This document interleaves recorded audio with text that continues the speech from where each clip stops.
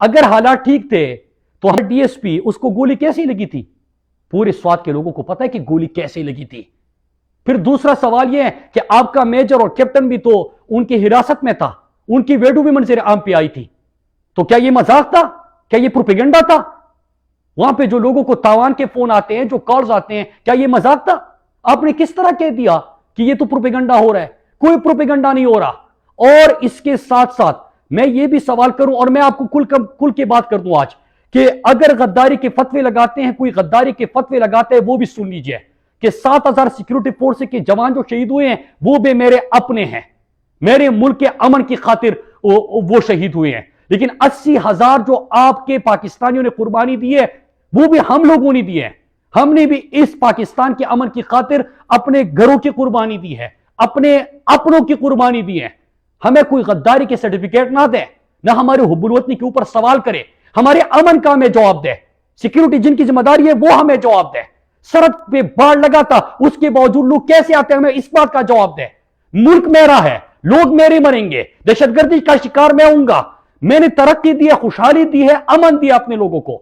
ہم نے وہاں پہ اپنے ہاتھوں سے اپنا سوات اور اپنا ملاکن بنایا ہے، ہم نے خیبر پختونخوا میں عرصے بعد امن دیکھا ہے، ہم نے اپنے ہاتھوں سے بنائے، ہم وہ تباہ ہونے نہیں دے سکتے۔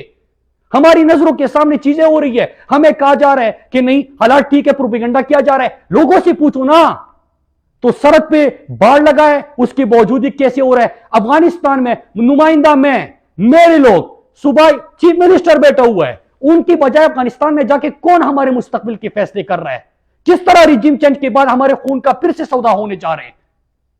یہ نہ کرے، اس کا جواب دے قوم کو۔ اور میں یہاں پہ 2-3 سوالات کرتا ہوں، اپنے پاکستانی قوم سے بھی اپیل کرتا ہوں، اور اس کے ساتھ میں میڈیا سے اپیل کرتا ہوں۔ میرے میڈیا کے دوستوں، میں لوکل صحافیوں کو تو داد دیتا ہوں کہ وہ ہمارے ساتھ کھڑے رہے اس ایشو کے اوپر، لیکن جو مین سٹریم میڈیا ہے، یاد رکھیے گا، خبر صرف یہ نہیں ہوتی کہ بم دھماکہ ہوا اور 50 مرے اور اس کے اوپر آپ کو ٹی آر پی مل جائے۔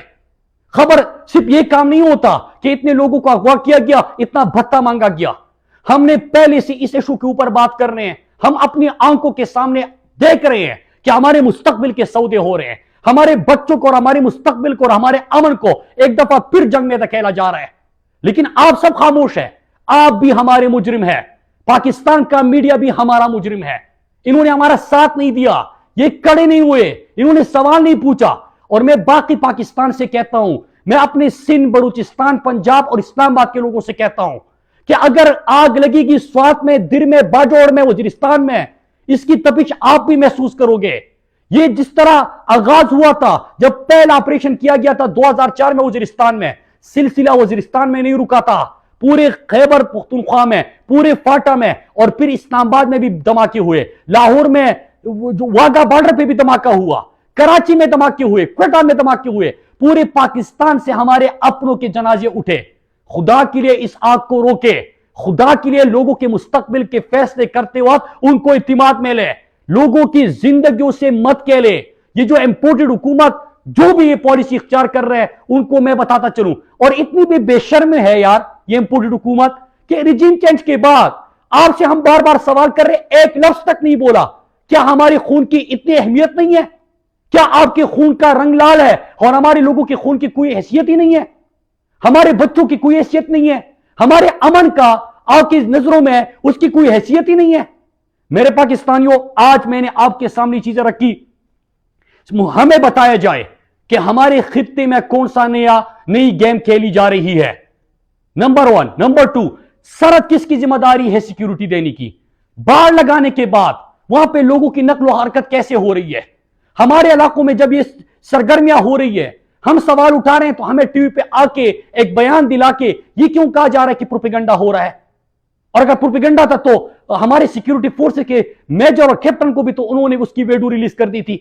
پھر اس کے بعد میرا ایک اور سوال ہے کہ افغانستان میں جو کمٹمنٹس ہو رہی ہے، مستقبل میرا، گھر میرا، زندگی میری، آگ میرے گھر میں لگے گی، لیکن وہ اس کے اوپر ہمیں پتہ ہی نہیں ہے۔ پھر 5ویں چیز کہ اس خطے میں مفادات، کون سے مفادات کی تکمیل کے لیے تمام چیزیں ہو رہی ہے؟ خدا کے لیے اس کو سیریس لے۔ اور آخر میں ایک دفعہ پھر کہہ دوں اپنی قوم سے، اب میں پوری پاکستانی قوم سے کہتا ہوں، خدا کے لیے اٹھے، بات کرے یار، بات کرے۔ आज भी हमारे उन इलाकों में लोगों को फोन भी आ रहे हैं, कुछ अगवा भी हो गए, एक दमाग का भी हो गया, हमारे अपने शहीद हो गए।